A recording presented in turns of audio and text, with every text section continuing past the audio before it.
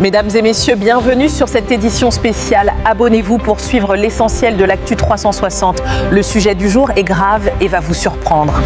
Alors messieurs, ce soir, nous ouvrons ce débat avec la scène politique ivoirienne très animée à l'approche des législatives 2025 qui auront lieu en décembre prochain.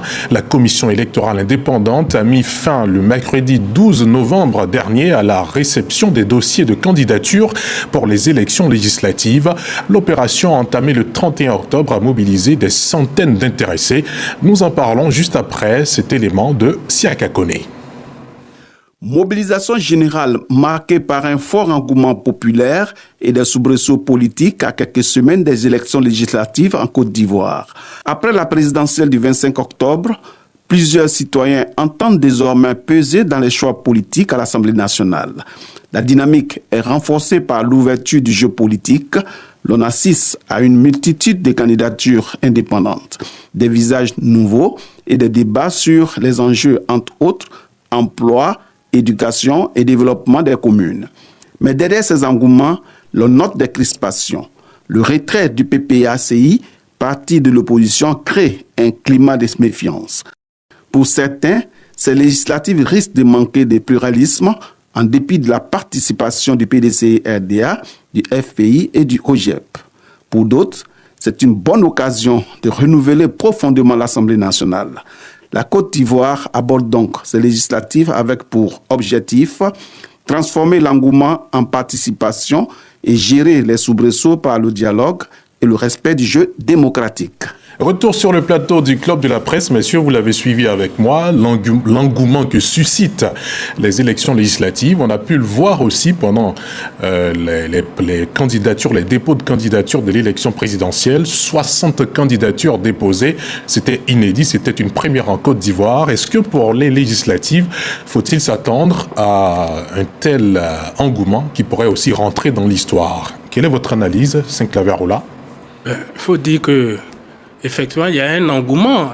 L'engouement, ce n'est pas étonnant parce que depuis un certain nombre d'années, notre paysage politique est riche de personnalités qui affichent leur ambition pour représenter soit sur le plan national le pays, représenter leurs différentes communautés. Et aussi, il faut dire que cet engouement concernant particulièrement les législatives relève du fait que d'abord, quand on est député, la fonction est entourée d'un certain nombre de privilèges, d'avantages. On a plusieurs fois spéculé là-dessus.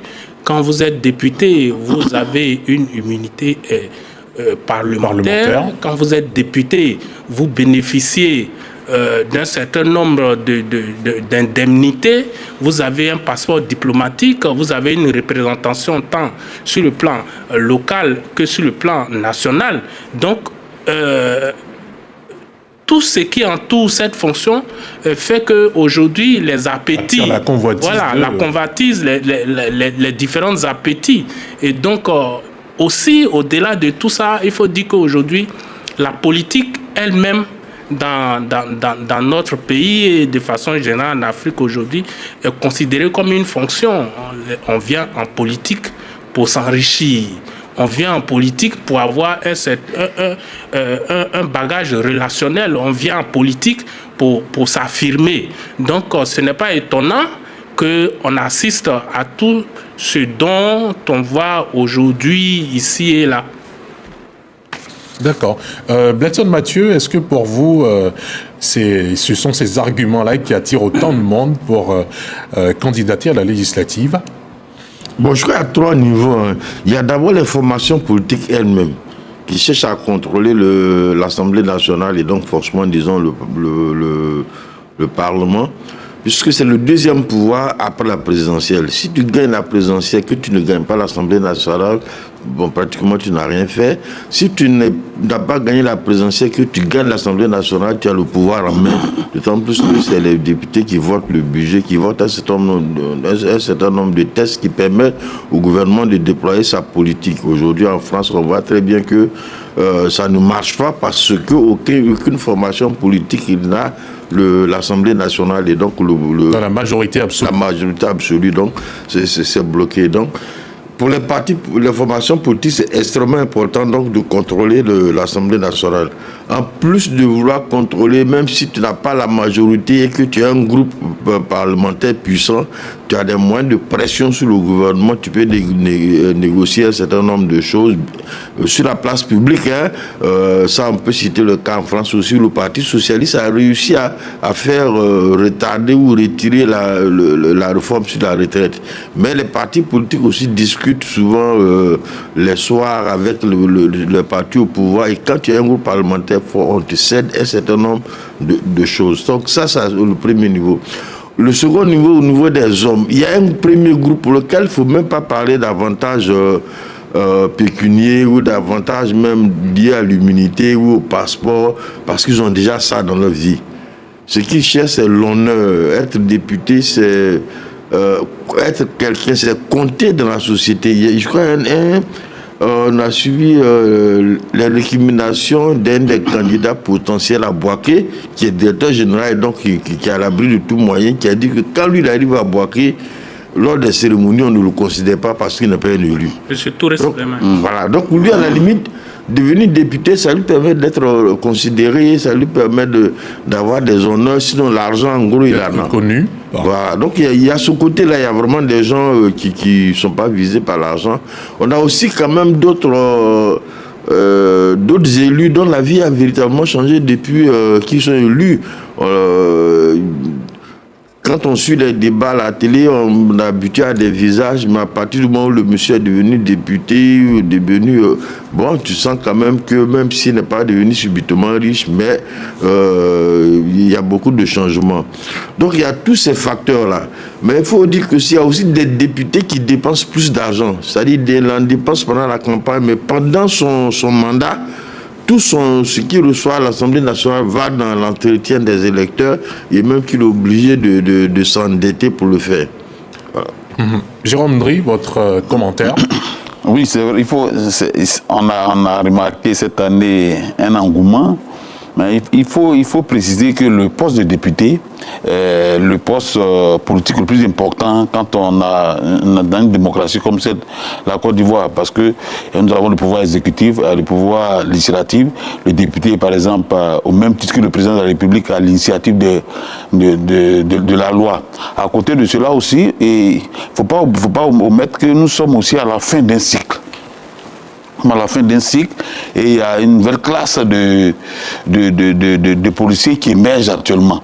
Donc cette nouvelle classe aussi veut expérimenter, pourquoi pas, ces fonctions de député. C'est pourquoi vous verrez même au niveau des partis politiques. Quand vous prenez par exemple le PDCD en 2016, le PDCD avait 138 candidats présentés. Cette année, ils sont en 229. C'est monté d'un cran. C'est-à-dire qu'il y a eu, même au sein des partis politiques, il y a eu un engouement. Et c'est quelque chose à saluer. C'est pas mauvais, c'est quelque chose à saluer. Ça rend plus dynamique, je veux dire aujourd'hui, plus dynamique le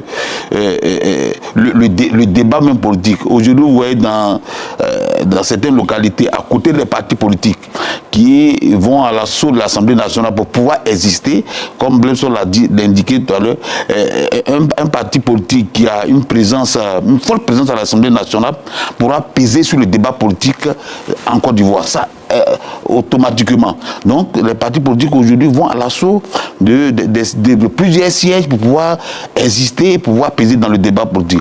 À côté de ces partis politiques-là, nous avons des individus, des personnes qui veulent expérimenter aussi, des jeunes gens. Aujourd'hui, quand vous voyez l'engouement, il y a beaucoup de jeunes gens qui font acte de candidature. Ceux-là aussi veulent expérimenter, expérimenter la politique en Côte d'Ivoire, veulent compter, veut participer au débat politique en Côte d'Ivoire. Et le creuset qui est mieux indiqué pour participer au débat politique, moi je pense que c'est l'Assemblée nationale. Mais c'est quelque chose à encourager. Par exemple, au RADP, cette année, il y a eu près de 600 dépôts de candidature, candidats à la candidature, 600 dépôts de candidats à la candidature. Vraiment, c'est important. Quand on essaie de comparer avec les chiffres passés, c'était moins que ça. Mais aujourd'hui, moi je pense qu'il faut encourager favoriser l'émergence de cette classe-là qui veut apporter un plus aussi au débat politique en Côte d'Ivoire.